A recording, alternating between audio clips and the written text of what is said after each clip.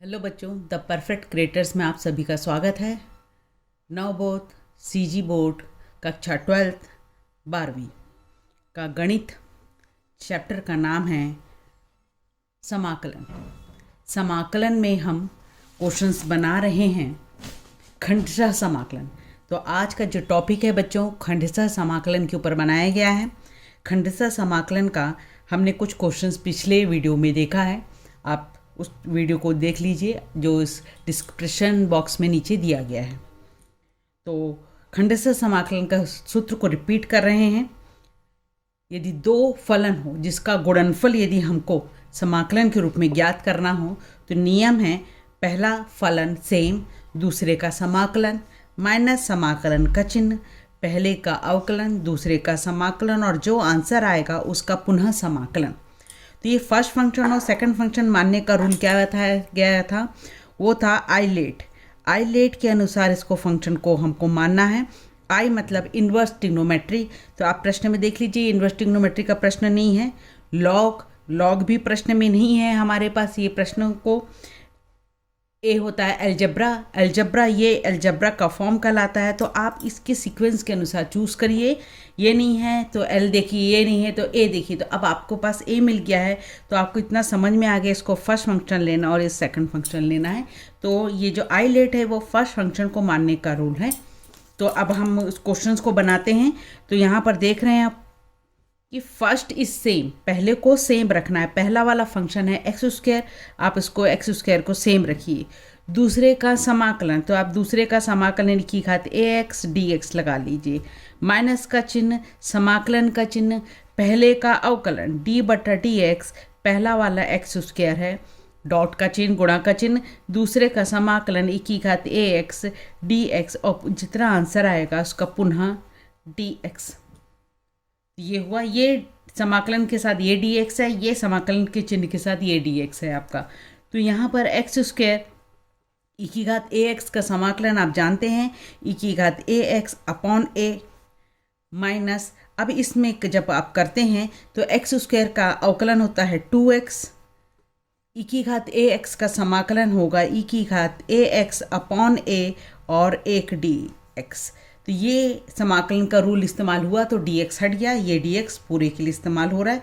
तो अब आपके पास ये जो पहला पद है आप उसको ऐसे ही लिखते चले जाइए। यहाँ पर 2/a अचर पद है वो बाहर आ जाएंगे। तो हमारे पास प्रश्न में बचा x ई की घात ए एक्स डी एक्स। तो आप देख रहे हैं यहाँ पर अभी भी दो फलन मिल रहे हैं, दोनों गुणा के रूप में हैं। तो आपको यहाँ पर खंडशः समाकलन का पुनः इस्तेमाल करना पड़ेगा। तो इस आइलेट के अनुसार पुनः इस्तेमाल करेंगे तो हमारे पास ए से एल्जब्रा मिलता है, ये एल्जेब्रिक फॉर्म है। तो इसको फर्स्ट फलन और ई को सेकंड फलन मान के करेंगे। तो फर्स्ट फंक्शन को मैं एज इट इज़ डैश लगा के लिखते चले जा रही हूँ। बाहर है -2/a।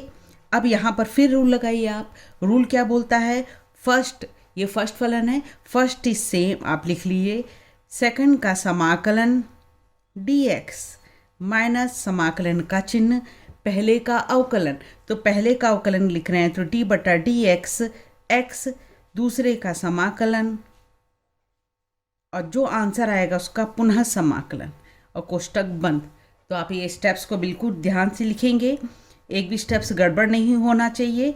तो आपके पास हुआ x ई की घात एक्स का ए एक्स का समाकलन ई की घात ए एक्स अपॉन ए माइनस समाकलन का चिन्ह एक्स का अवकलन 1 और ई की घात ए एक्स का समाकलन ई की घात ए एक्स अपॉन ए और एक डी एक्स बच गया।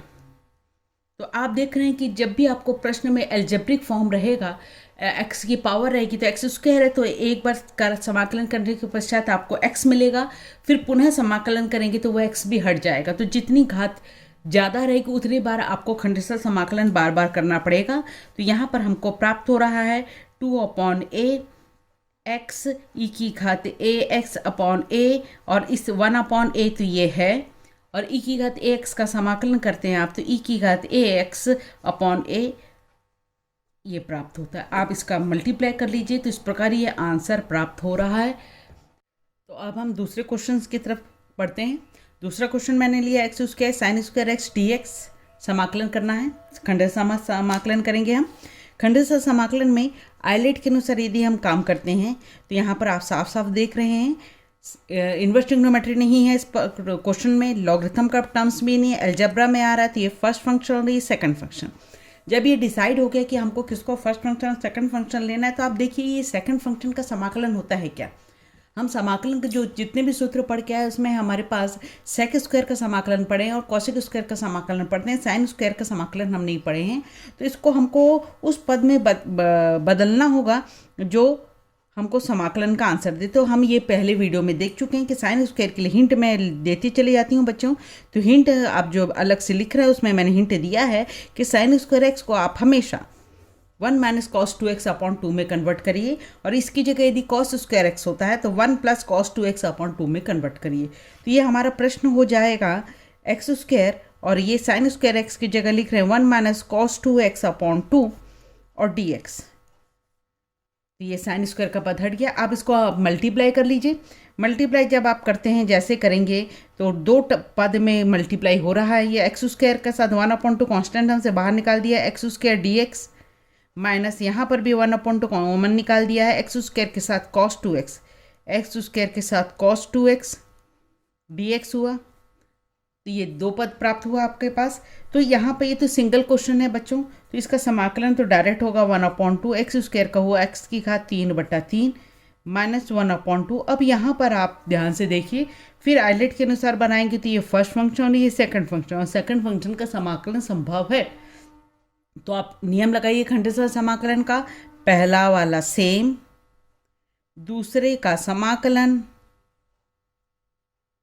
माइनस समाकलन का चिन्ह पहले का अवकलन, फिर दूसरे का समाकलन और फिर पुनः समाकलन, और ये बिग ब्रैकेट क्लोज। आपको इस स्टेप्स को बिल्कुल भी एक के बाद एक लिखना है, एक भी पद को छोड़ना नहीं है।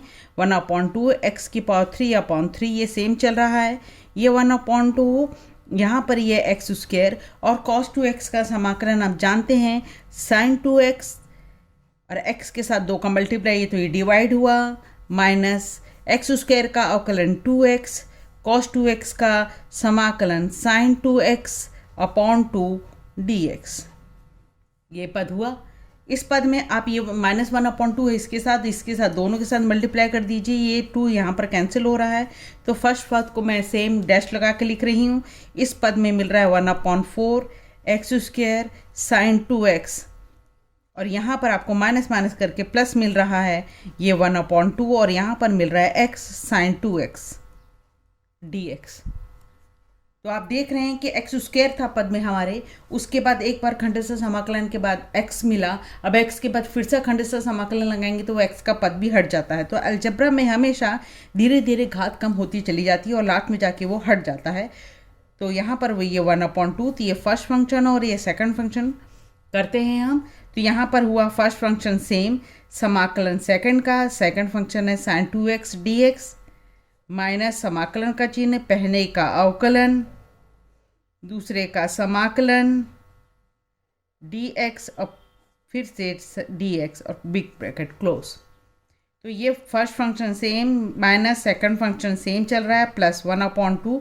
अब आप इसको ध्यान से करिए, x साइन 2x का समाकलन हुआ आपके पास माइनस कॉस 2x, तो यहाँ पर माइनस लगाइए ध्यान से, साइन 2x का माइनस कॉस 2x अपॉन 2, यह माइनस का चिन्ह, समाकलन x का अवकलन 1 हुआ जिसको नहीं लिखते हैं, साइन 2x का माइनस कॉस 2x आएगा तो ये हो जाएगा प्लस कॉस 2x अपॉन 2 और dx और बिग ब्रैकेट क्लोज। तो एक समाकलन का चिन्ह है तो एक dx होना चाहिए, दो समाकलन का चिन्ह है तो आपके पास प्रश्न में दो समाकलन के लिए 2 dx अवेलेबल होना चाहिए, इस बात का बिल्कुल भी ध्यान रखेंगे। अब आप मल्टीप्लाई कर दीजिए, 1/2 के इसके साथ मल्टीप्लाई करते हैं तो माइनस x अपॉन 4 आ रहा है, कॉस 2x आ रहा है, और यहाँ पर cos 2x का फिर से समाकलन कर दीजिए आप, इसके साथ इसका मल्टीप्लाई करेंगे तो ये आ जाएगा 1/4, और cos 2x का समाकलन करते हैं तो ये हो जाता है sin 2x अपॉन 2। तो इस प्रकार ये हमें आंसर प्राप्त हो रहा है। तो अब हम नेक्स्ट क्वेश्चन में पढ़ते हैं। तो अब हम नेक्स्ट क्वेश्चन की तरफ बढ़ते हैं। मैंने प्रश्नावली 7A.10 का क्वेश्चन फर्स्ट का 5वां लिया है। हम नवपद की बुक से क्वेश्चंस बना रहे हैं। तो अब नेक्स्ट क्वेश्चन में, पिछले क्वेश्चन में हमारे पास एल्जेब्रिक फॉर्म था, उसके साथ ट्रिग्नोमेट्री फॉर्म था। अब एल्जेब्रिक फॉर्म के साथ लॉग का फॉर्म है, तो फिर गुणा का फॉर्म है। हम जानते हैं खंड से समाकलन लगाना है हमको, तो आइलेट के अनुसार इस प्रश्न को यदि हम बनाते हैं तो आप देख रहे हैं कि आई इनवर्स ट्रिग्नोमेट्रिक फंक्शन इस प्रश्न में नहीं है, एल लॉगरिथम है, तो इसमें लॉग का फंक्शन आया है। तो आप लॉग को फर्स्ट फलन ले लीजिए, तो यहाँ पर एक्स स्क्वायर एल्जेब्रा को सेकंड फंक्शन लेंगे। तो इस सीक्वेंस का बिल्कुल भी ध्यान रखेंगे आप, और ये क्या है मैंने पिछले वीडियो में आपको बताया है।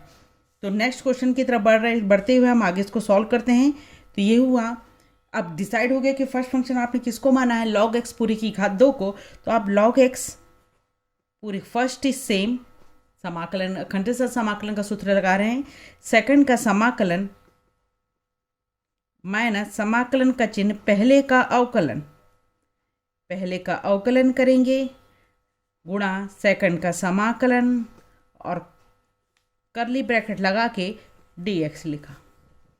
तो आपके पास यहाँ पर दिख रहा है log x पूरी की घात 2, एक्स स्क्वायर का जब समाकलन करेंगे तो x की घात 3/3 लिखेंगे आप यहाँ पर। अब आप जब इस log x का वर्ग है उसको आप अवकलन करते हैं, तो आप जानते हैं कि इसको कैसे किया जाता है। यदि पुनः रिपीट किया जाए तो log x को यदि हमको t माने, ये फलन का फलन है, फलन की घात वर्ग है, तो ये फलन का फलन हुआ। फलन के फलन के प्रश्न को t मान के मेथड से किया जाता है, प्रतिस्थापन मेथड से। तब हम उसको कर रहे हैं, तो ये हमारा हुआ d/dx t का वर्ग। ये इस प्रश्न में ऐसा चेंज हो जाएगा अवकलन का फॉर्म में, ये अवकलन रिपीट हो रहा है आपका। और एक्स स्क्वायर का समाकलन करेंगे तो एक्स की घात 3/3 और dx। अब आप यहाँ पर इस फॉर्म को देखिए, ये t का फॉर्म है, ये x का फॉर्म है। तो आप जानते हैं ये पहला फंक्शन को मैं ऐसे ही लिख रही हूँ, तो ये भी t के फॉर्म में होना चाहिए। तो d/dt t स्क्वायर करेंगे तो यहाँ पर ये dt/dx। ये करने का जो तरीका है ये हम अवकलन के चैप्टर में सीख चुके हैं। तो अब हम इस फॉर्म को इस तरह बदल रहे हैं। तो अब आपके पास टी स्क्वायर का अवकलन करना और d/dt ही है, तो ये हुआ आपके पास 2t, टी स्क्वायर का अवकलन 2t, और यहाँ पर t का पुनः अवकलन करेंगे, t की वैल्यू रख दीजिए, t का मान था log x,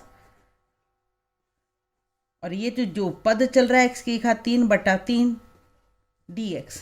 तो यहाँ पर अब log x का अवकलन करिए, log x का अवकलन करते हैं तो आपको मिलता है, यहाँ पर t की भी वैल्यू रख देंगे तो 2 log x, और log x का अवकलन करते हैं तो 1/x, और x की घात 3/3 dx। ये पद प्राप्त हो रहा है। तो ये इस प्रकार जब आपका फलन का फलन होता है तो आपको t मान के करना पड़ता है। तो नेक्स्ट स्टेप्स की तरफ बढ़ रहे हैं, आप इसको सिस्टमेटिक फॉर्म में लिख लीजिए। ये 2/3 बाहर आ गया, कॉमन आ जा रहा है आपके पास log x का पद है, और यहाँ पर x की घात 3 और नीचे x है, तो आपके पास बचता है x² dx।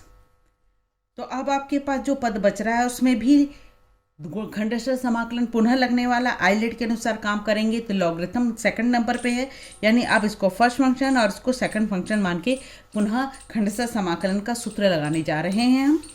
तो फर्स्ट सेम है, जिसको मैं डैश लगा के लिखते चली जा रही हूँ, -2/3। अब बिग ब्रैकेट लगा लीजिए आप, पहला वाला सेम, log x सेम, दूसरे का समाकलन, दूसरा मतलब जिसको दूसरा माना है, एक्स स्क्वायर का समाकलन माइनस समाकलन का चिन्ह पहले का अवकलन d/dx log x, दूसरे का समाकलन x² dx, और करली ब्रैकेट लगा के पुनः समाकलन का चिन्ह और बिग ब्रैकेट। तो ये जब भी आपके पास ये माइनस का टर्म्स या कुछ पद बचता है तो आप बिग ब्रैकेट का बिल्कुल ध्यान रखें। यदि आप ब्रैकेट का इस्तेमाल नहीं करते तो ये पद का पहले में तो गुणा दिखता है, दूसरे में नहीं दिखता, और हमारा पूरा प्रश्न गलत हो जाता है। तो ये -2/3 ये मिल रहा है आपके पास log x, और यहाँ पर x² का समाकलन x की घात 3/3 हुआ, माइनस समाकलन का चिन्ह यहाँ अवकलन करेंगे तो 1/x, और यह x² का समाकलन x की घात 3/3 dx। ये हुआ, ये -2/3 का दोनों में मल्टीप्लाई कर दीजिए आप, तो ये इसके साथ खो के ये हो जाएगा -2/9 हो जाएगा। log x और x की घात 3, इन दोनों का मल्टीप्लाई आप नहीं कर सकते, ये log के फॉर्म में है और ये x अलग सिंगल फॉर्म में है। और यहाँ पर इसके साथ इसका मल्टीप्लाई करते हैं तो प्लस हो जाता है, 2/9 हो जाता है। और यहाँ पर x और x की घात क्यूब का कैंसिलेशन के पश्चात हमको x² dx प्राप्त होता है। तो ये फर्स्ट सेम रखिए आप। सेकंड पद को भी सेम लिख लिया मैंने। थर्ड पद में ये जो 2/9 है, अभी तक समाकलन का चिन्ह यहाँ पर बाकी है, तो इसका समाकलन करेंगे तो ये हो जाएगा x की घात 3/3। तो इस प्रकार ये हमें आंसर प्राप्त होता है। तो नेक्स्ट प्रश्न की तरफ बढ़ते हैं। तो मेरा नेक्स्ट प्रश्न है प्रश्नावली 7A.11 का क्वेश्चन नंबर पहले का चौथा प्रश्न। ये प्रश्न लिया है x tan x sec² x dx।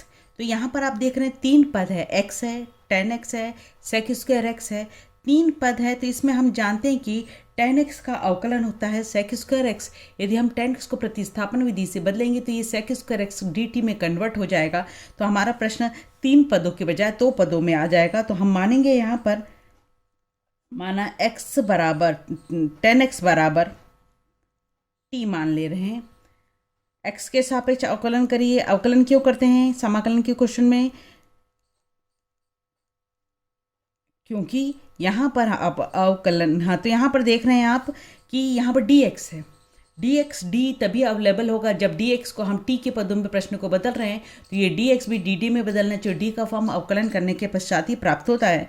तो यहाँ पर दोनों पक्षों में d/dx tan x लगाइए, d/dx यहाँ पर भी लगाया t। तो tan x का अवकलन होता है sec² x और ये हुआ dt/dx। ये जो dx है इसको उसके बाजू में लिख दे रहे हैं हम।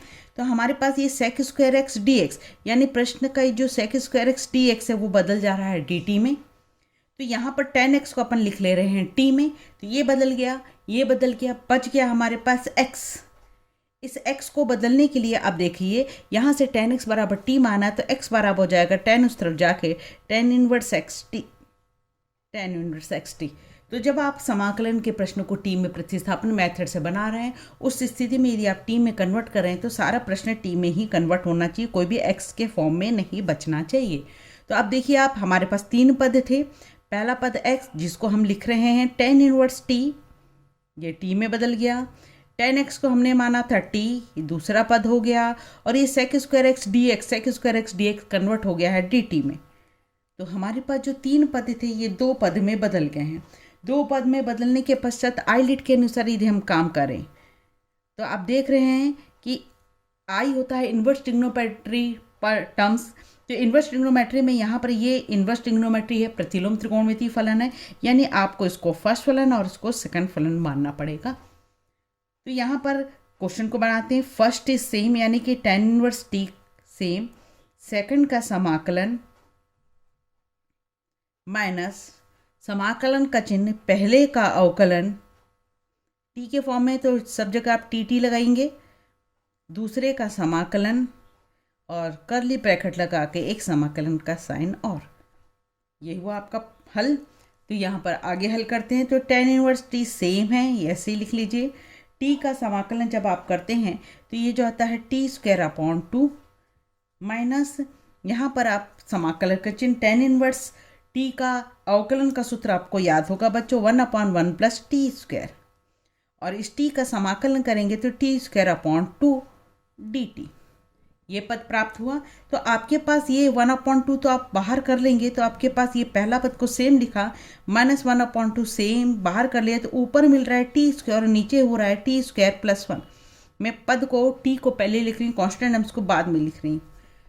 तो आज की वीडियो में हमारे पास ये दूसरा हिंट का इस्तेमाल हो रहा है। दूसरा हिंट जो पिछले वीडियो में मैंने बताया था कि आपके पास कभी भी अंश और हर में जब अंश की घात ज़्यादा हो हर से, या अंश और हर की घात बराबर हो, ऐसी स्थिति आए तो उस स्थिति में आप इसको भाग करके ऐसे पद में बदल दीजिए जिसको टी मानने में आसानी हो। तो देखिए आप भाग में बदल रहे हैं हम। कब करना है आपको भाग? जब ऊपर की घात नीचे से ज़्यादा हो या दोनों की घात बराबर हो। तो इस प्रश्न में दोनों की घात बराबर है, टी की घात 2 है, टी की घात 2 है, तो हम भाग कर रहे हैं, ये 1 से जाएगा तो t² + 1। तो आपके पास साइन चेंज करके कैंसिलेशन करोगे तो -1 मिलेगा।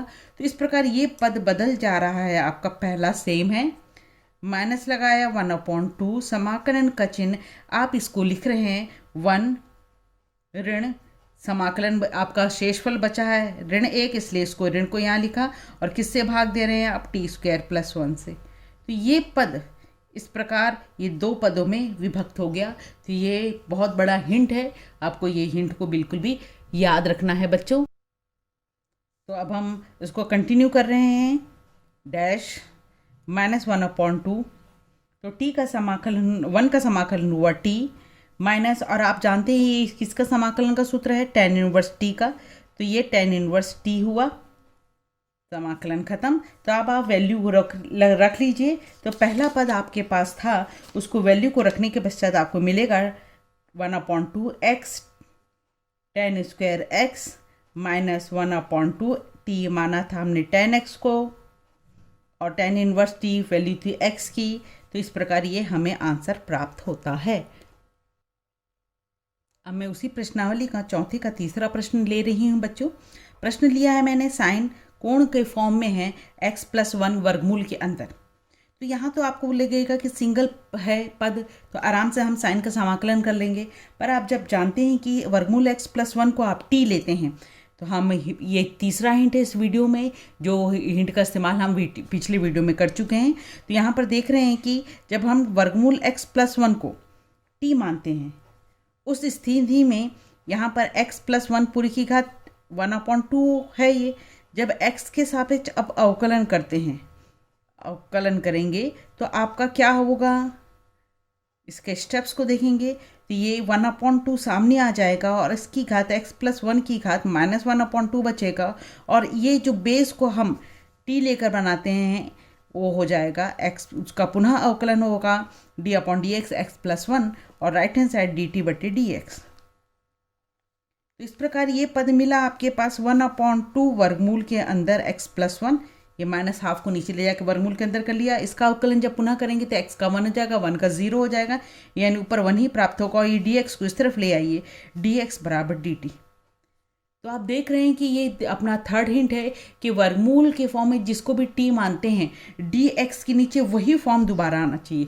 यदि वर्गमूल के अंदर x+1 है तो dx के नीचे भी वही पद दोबारा दिखना चाहिए, तो हम आगे के स्टेप्स बना सकते हैं। तो अब आप प्रश्न की तरफ बढ़िए। देखिए प्रश्न में क्या आपके पास dx के नीचे वर्गमूल x+1 है? नहीं है। उस स्थिति में आपके पास खुद गुणा करना पड़ेगा।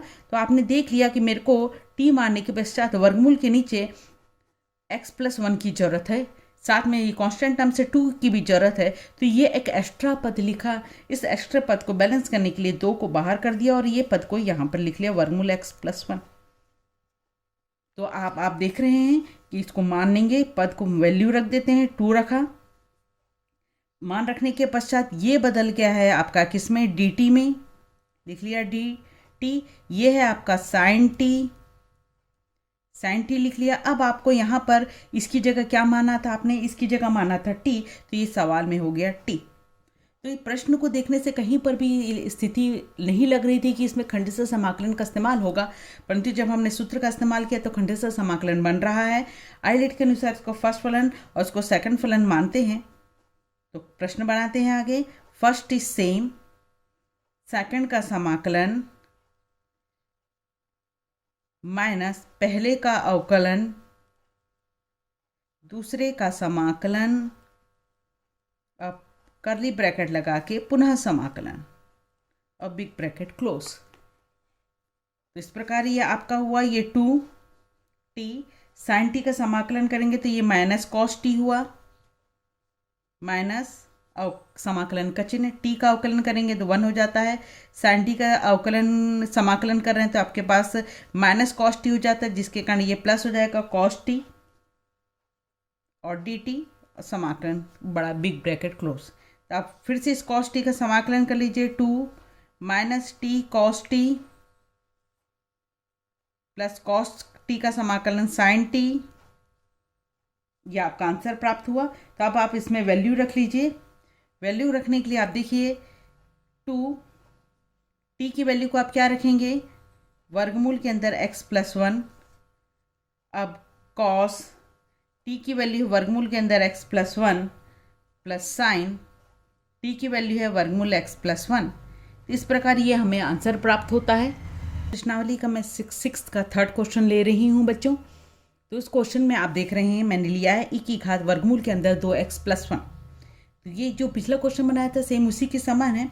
तो वर्गमूल के अंदर 2x+1 जो है, तो हम यदि इसको t माना वर्गमूल के अंदर 2x+1 को t मान रहे हैं हम। वर्गमूल मतलब उस पूरे की घात 1/2। t माना x के सापेक्ष अवकलन करें, x के सापेक्ष अवकलन। तो उस स्थिति में आप देखते हैं कि 1/2 सामने आ गया और इसकी पावर हो गई -12, और जिसका बेस था उसको हमने लिया, पुनः अवकलन करेंगे उसका, और ये हुआ राइट हैंड साइड dt/dx। तो ये हुआ 1/2 वर्गमूल के अंदर -12 को नीचे ले जाके वर्गमूल के अंदर 1 + 2x+1। अब जब इसका अवकलन करेंगे तो 2x का 1 हो गया, 1 का 0 हो जाता है। तो ये और dx को इस तरफ लेकर आकर राइट हैंड साइड में आपका बच रहा है dt। तो ये 2 और 2 का फॉर्म कैंसिल हो गया। तो आप प्रश्न में देख रहे हैं कि dx के नीचे आना चाहिए यहाँ पे वर्गमूल के अंदर 2x+1, यानी कि इसके नीचे जब भी आप वर्गमूल के प्रश्न मानते हैं तो आपके नीचे वही पद दोबारा रिपीट होता है। तो प्रश्न को आप ऐसे कन्वर्ट कर लीजिए, आपके पास प्रश्न था e की पावर 2x+1 और आप जान रहे हैं कि dx के नीचे मेरे को ज़रूरत है वर्गमूल के अंदर 2x+1 की। तो ये 2x+1 का बैलेंस कर लीजिए, आप डिवाइड किया है तो मल्टीप्लाई भी कर लीजिए। तो अब आपका ये बदल गया है dt में, तो आप इसको लिख लीजिए dt। इसको माना है आपने t और ये e की घात हो गया t। तो ये पुनः खंडशः समाकलन का इस्तेमाल हो रहा है। इसमें आइलेट के अनुसार इसको फर्स्ट फंक्शन उसको सेकंड फंक्शन मान के करते हैं।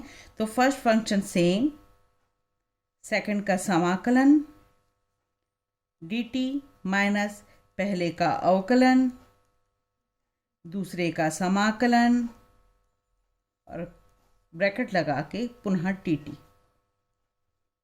तो ये हुआ t, e की घात t का समाकलन e की घात t माइनस t का अवकलन 1, e की घात t का समाकलन e की घात t और एक समाकलन का चिन्ह। तो ये हुआ आपका t, e की घात t माइनस e की घात t का समाकलन e की घात t। तो आपके पास आप t की वैल्यू रख लीजिए। t की वैल्यू थी वर्गमूल के अंदर 2x+1।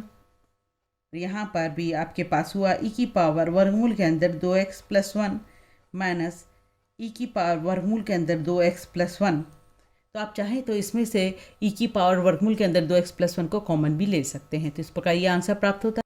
तो आज की वीडियो के हम लास्ट क्वेश्चन की तरफ बढ़ते हैं। अब मैंने अगला प्रश्न लिया है उसी प्रश्नावली का 9वें का सेकंड प्रश्न ले रही हूँ मैं, और क्वेश्चन है x की घात 5 cos x की घात 3 dx। इस प्रश्न में देखिए, देखने के लिए तो दो पद दिख रहे हैं आपको, x की घात 3 है और x की घात 5 है और cos x की घात 3, ये दो पद हैं। पर इस प्रश्न में x की घात 3 जो है बच्चों, जब हम इसको t लेते हैं, x की घात 3 को t ले रहे हैं, तो आप जान रहे हैं कि इसका 3x² dx बराबर dt लिखेंगे आप। तो आपके पास ये x² dx बराबर हुआ dt/3, यानी कि आपको dx के बाजू में x² की जरूरत है। तो dx के बाजू में x² की जरूरत है, अपने पास x 5 बार है। तो आप इसको थोड़ा सा सिस्टमेटिक फॉर्म में लिख लीजिए। जो x की पावर 5 है उसको x की पावर 3 को यहीं रहने दीजिए, और यहाँ पर 2 जो पावर बच गई है वो x की पावर 2 dx को अलग कर लीजिए। तो x की घात 5 है जो, उसको मैंने ऐसा करके तोड़ दिया।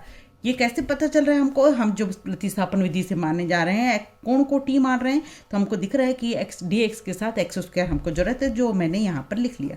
तब आप इसको बदल लीजिए। तो आपके पास देख रहे हैं कि x की घात 3 को t लिया, cos t हुआ ये, और ये बदल रहा है x² dx बदल रहा है dt/3। ये dt/3 1/3 को कॉन्स्टेंट से बाहर ले लिया। अब आइलेट के अनुसार इसको करते हैं तो ये फर्स्ट फंक्शन हो जाता है बच्चों, और ये सेकंड फंक्शन हो जाता है आपका। तो फर्स्ट फंक्शन और सेकंड फंक्शन को समाकलन करिए जैसे करते हैं। तो देख रही है फर्स्ट इज सेम, सेकंड का समाकलन माइनस समाकलन का चिन्ह पहले का अवकलन, दूसरे का समाकलन, करली ब्रैकेट लगा के पुनः समाकलन और बिग ब्रैकेट क्लोज। ये 1/3 t cos t का समाकलन हुआ sin t माइनस t का अवकलन हुआ 1 cos t का समाकलन हुआ sin t dt, big bracket close. उसके पश्चात आपका हुआ 1/3 t sine t minus sine t का समाकलन माइनस कॉस टी, तो ये प्लस हो जाएगा कॉस टी। अब आप टी की वैल्यू रख दीजिए। आपने टी किसको लिया था, एक्स की घात 3 को, तो लिख लिया एक्स की घात 3 साइन एक्स की घात 3 प्लस कॉस एक्स की घात 3। इस प्रकार ये आपका क्वेश्चंस बन जाते हैं। उम्मीद करते हैं आज का खंडस्थ समाकलन का टॉपिक आपको बहुत अच्छे से समझ में आया होगा। तो मेरे वीडियो को लाइक ज़रूर करें और मेरे चैनल को सब्सक्राइब ज़रूर करें बच्चों। तब तक नेक्स्ट वीडियो तक के लिए बाय बाय।